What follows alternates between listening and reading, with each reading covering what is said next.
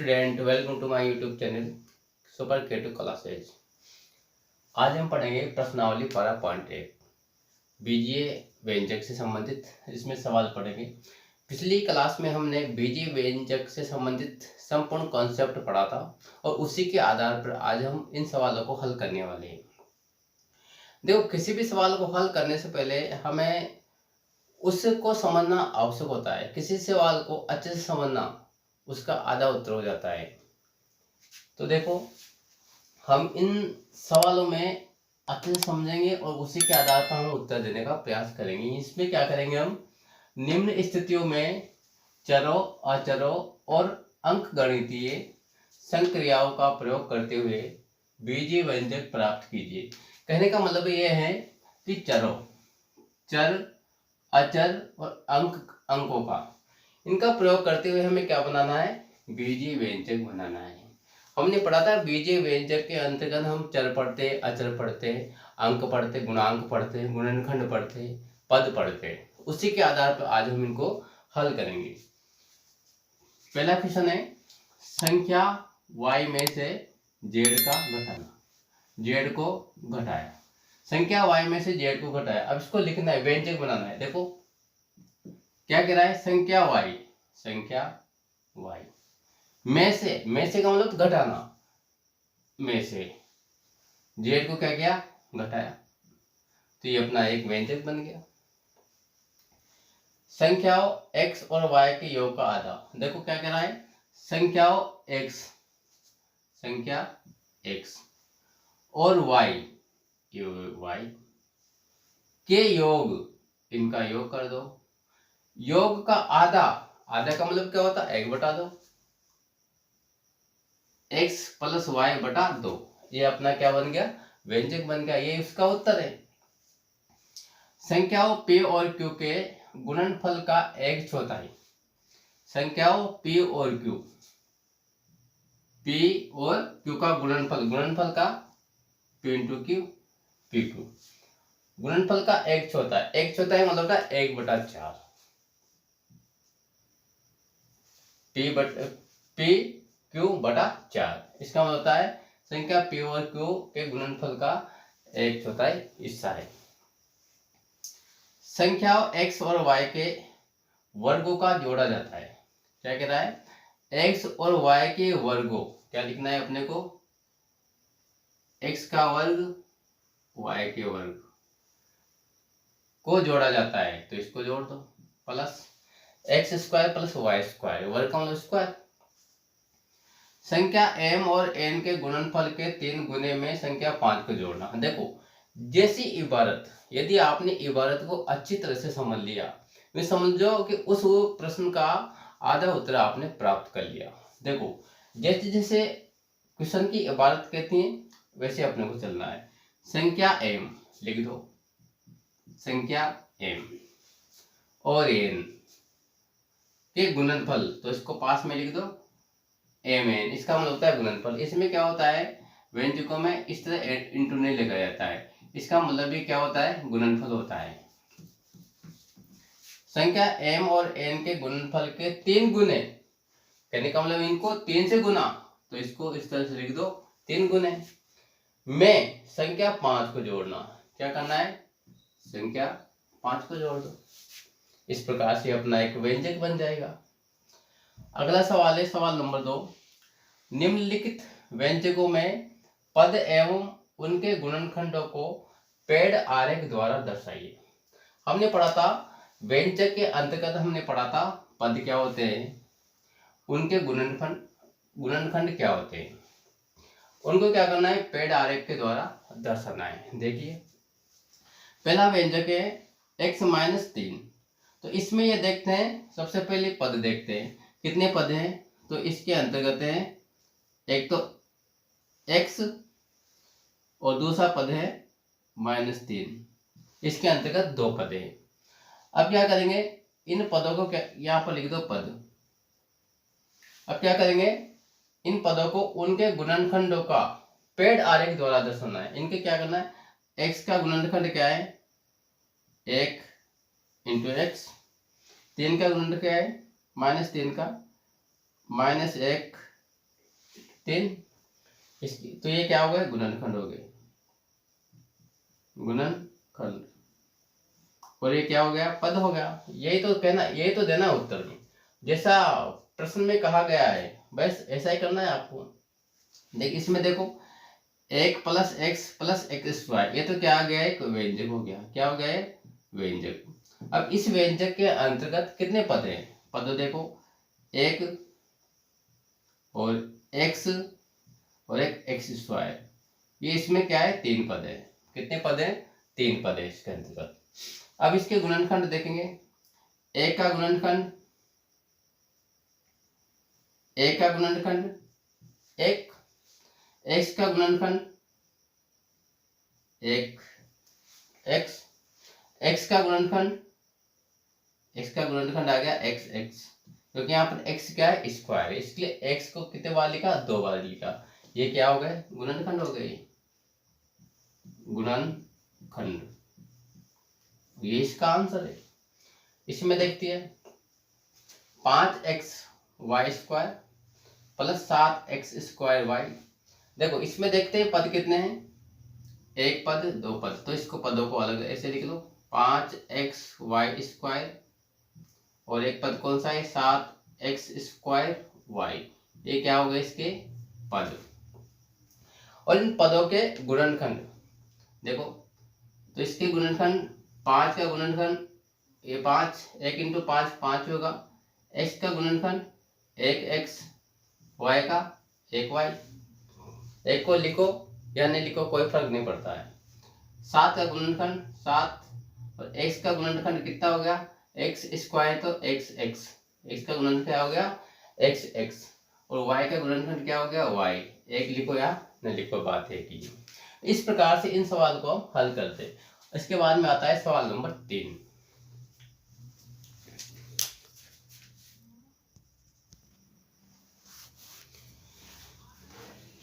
इसके बाद हम देखते हैं, निम्न व्यंजकों में पदों के संख्यात्मक गुणांकों जो अचर न हो की पहचान कीजिए।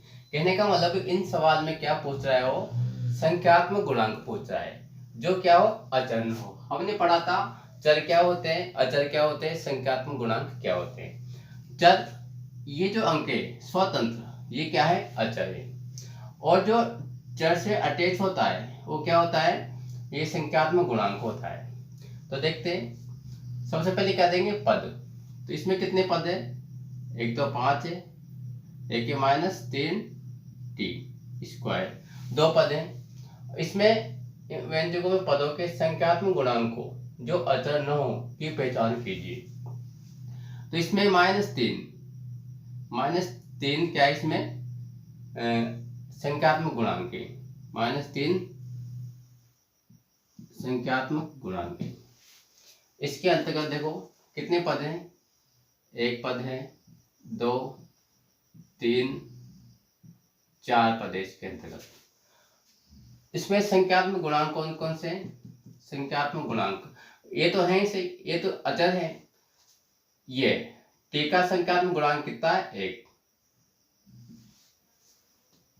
जिस चर के आगे कोई अंक ना हो तो उसका संख्यात्मक गुणांक होगा 1।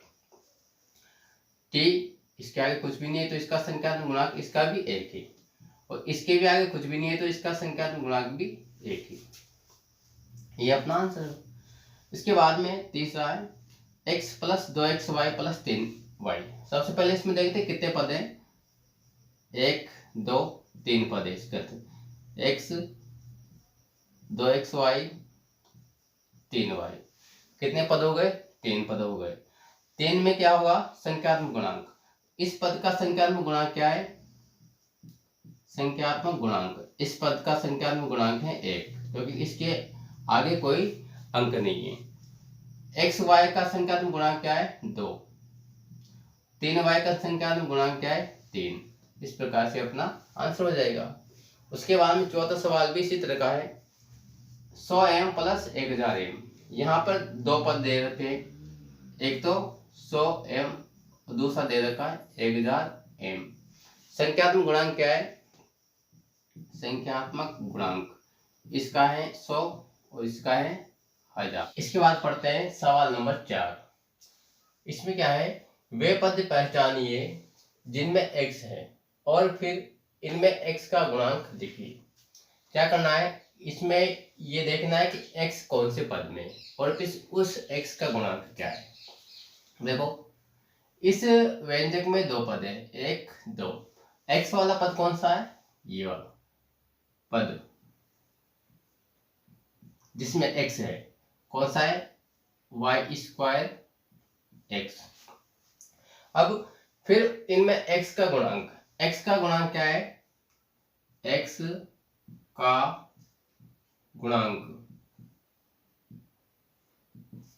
का गुणांक जो x से आगे वाला जो चर या अचर है वो x का गुणांक कहलाता है। x का गुणांक क्या है इसमें, y²। दूसरे में x वाला पद कौन सा है, ये वाला पद -8x। तो इसमें x का गुणांक क्या है, x का गुणांक कितना है, -8। x का गुणांक है इसमें -8। चौथे सवाल में 12x² y + 25। इसमें x वाला पद कौन सा है, ये वाला पद 12x² y, जिसमें x का गुणांक 12। x का गुणांक क्या है इसमें, 12। अगला सवाल देखते हैं, इसी का b वाला। वे पद पहचानिए जिनमें y² है और फिर y² का गुणांक लिखिए। उसमें x और x का गुणांक लिखना था और इसमें y और y का गुणांक लिखना है। कहने का मतलब दोनों एक जैसे हैं। y² वाला पद देखेंगे, इसमें y² वाला पद है -xy²। कौन सा पद है इसमें, -xy²। यहाँ पर y² का गुणांक है x -x।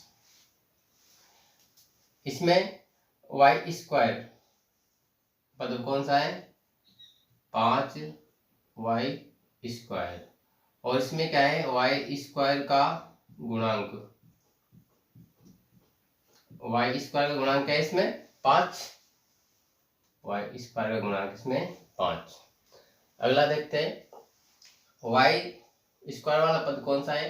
तो इसमें y² वाला पद एक तो ये है और एक इसमें ये है, दो पद है। कितने पद है इसमें, 2। 10xy² और एक है 7y²। तो यहाँ पर y² का गुणांक क्या है इसमें y² का गुणांक है 10x और इसमें है 7।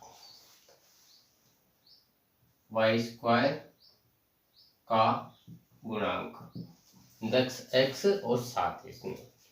अगला सवाल देखते हैं, निम्न व्यंजकों में एक पदी, द्विपदी और त्रिपदी के रूप में वर्गीकृत कीजिए।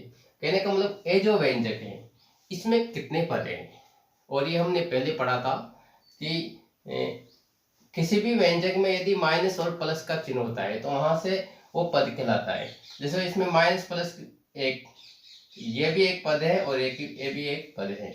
एक कितने पद हो गए, 2 पद। तो इसको हम बोलेंगे द्विपदी व्यंजक। इसमें कितने पद है, कितने चिन्ह लग रहे हैं, 1 2। तो एक पद तो ये हो गया, एक पद ये हो गया और एक पद ये हो गया। तो इसमें कितने पद हो गए कुल, 1 2 3। तो इसको कहेंगे हम त्रिपदी व्यंजक। इसमें ओनली एक ही पद है तो इसको कहेंगे हम एक पदी व्यंजक। इसके बाद में इसमें कितने पद है, 1 2 3। तो इसको कहेंगे हम त्रिपदी व्यंजक। इस प्रकार से ये अपना 5वां सवाल। सवाल नंबर 6, बताइए कि दिए हुए पदों के युग्म समान पदों के हैं या असमान पदों के। कहने का मतलब इस सवाल में ये पूछा जा रहा है कि ये जो युग्म दे रखे हैं वो समान पदों के हैं या असमान पदों के हैं।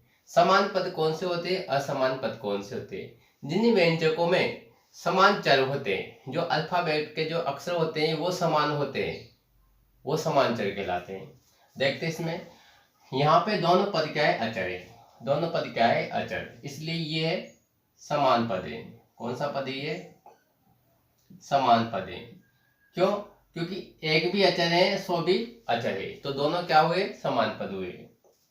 इसमें देखते हैं -7x 5/2x, यहाँ पर इसका जो चर है और इसका जो चर है दोनों क्या है, समान है, इसलिए दोनों पद क्या हुए, समान हुए। दोनों पद समान। इसके बाद में तीसरा देखते हैं -2 -29x -29y। यहाँ पर अचर तो समान है लेकिन चर समान नहीं। यहाँ पर x है और यहाँ पर y है। जहाँ पर दोनों x समान हो, जो दोनों चर समान हो, वहां पर समान पद होते हैं। तो यहाँ पर x y अलग अलग है, इसलिए इसे हम असमान पद कहेंगे। असमान पद कहेंगे इसको। इसमें देखते हैं 12xz 12x² z²। यहाँ पर चर तो समान है लेकिन यहाँ पर चरों में स्क्वायर लगा हुआ है, इसलिए ये भी असमान माने जाएंगे, असमान पद। इसको अभी हम कौन से पद मानेंगे, असमान पद। कहने का मतलब सेम चर होना चाहिए, वही पद समान कहलाते हैं। 7वां देखते हैं निम्नलिखित में समान पदों को छांटिए। इसमें भी समान पदों को छांटवा रहा है। देखो, हम पहला पद लेते हैं और उसके जैसे छांटते हैं समान पद।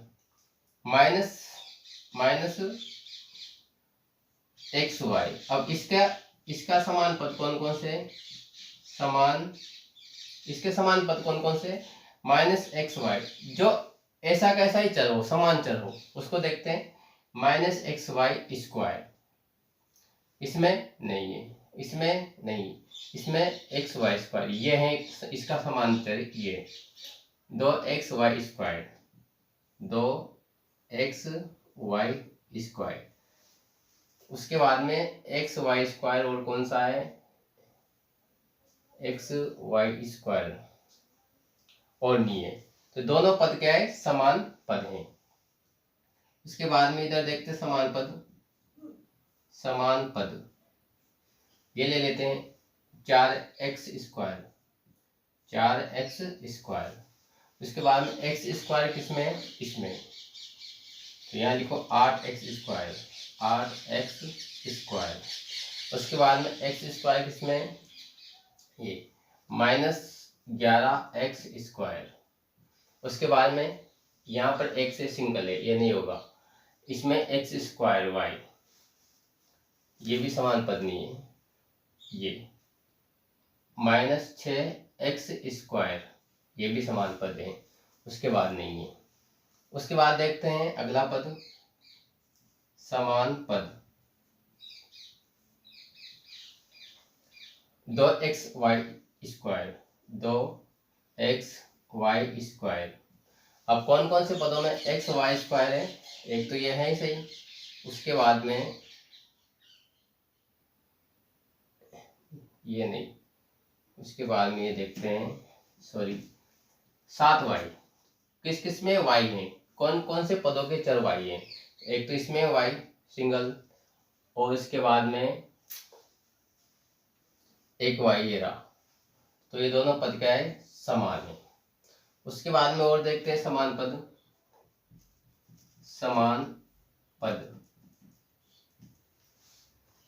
7y के बाद में x² हो गया, x सिंगल x, इसमें देखते हैं सिंगल x -100x। उसके बाद में सिंगल x में, उसके बाद में सिंगल x में 10x, कितना है 10x, तो ये भी पद क्या हो गए, समान हो गए।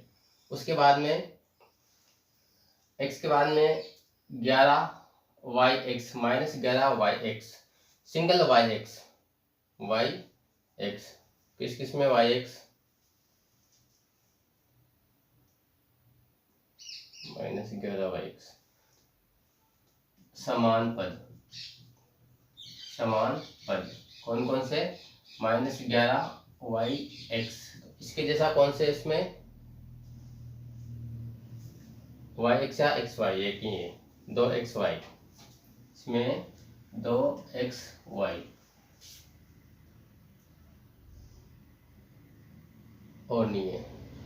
तो इस तरह से हम क्या करेंगे, समान पदों और असमान पदों को छाटेंगे। जिन पदों में समान चर होंगे वो समान पद कहलाते हैं। इस प्रकार से ये प्रश्नावली आपकी कंप्लीट हुई।